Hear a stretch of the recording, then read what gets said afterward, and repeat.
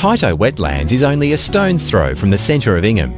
This is a birdwatcher's paradise where more than 206 species have been spotted, including the endangered eastern grass owl, or by its scientific name, Tyto capensis, after which the wetland was named. More than a third of the 90-hectare Tyto Wetlands is a beautiful lagoon, and there are plenty of picturesque spots for picnics, an extensive network of walking tracks, lookouts, bird hides and interpretive signs.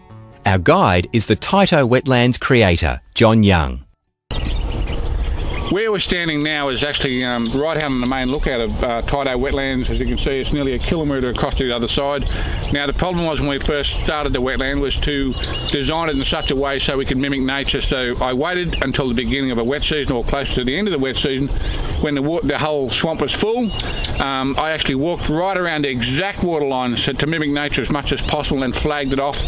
Then when it dried out, which was about 8 or 9 months later, we went around and mowed it flat, all the paragrass, to shape it all. That's how you got all the bulgaroo in nice shapes in now. We actually shaped the wetlands and taken it back to as close to nature as we possibly could.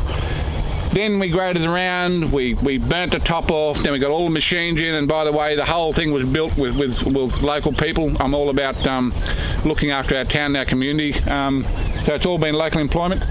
But every part of this wetland is taken back to how I've seen it in nature. I've worked with birds now for more than 40 years, and this to me is mimicking it as close as I could possibly get it.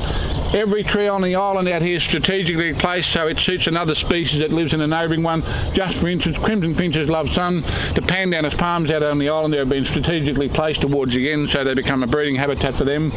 The island out here in front is being cleared because hopefully out on the point there in due course the 2 local crocodiles will become a tourist attraction, so we'll be able to see them.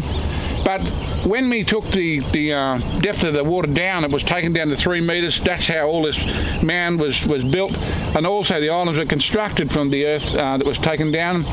The islands are built in such a way that, and also the avenues through to them, so as you go round through Tyto Wetlands, you'll come to another little avenue where you can look at another section of the island that you couldn't see before. So really to see the whole island and get the appreciation of the whole effect, you really have to go around the whole wetland, because as you go to another angle, you'll see another portion of the island, so really birds can't actually hide on the island. You get to see everything that's there.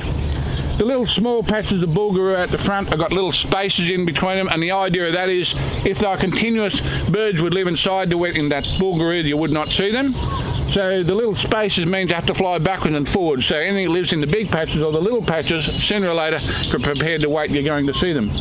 The islands, the big island over here has probably got between 800 and 1,000 trees on it, something like 50 different species, and there's an absolutely complete biodiversity happening over there.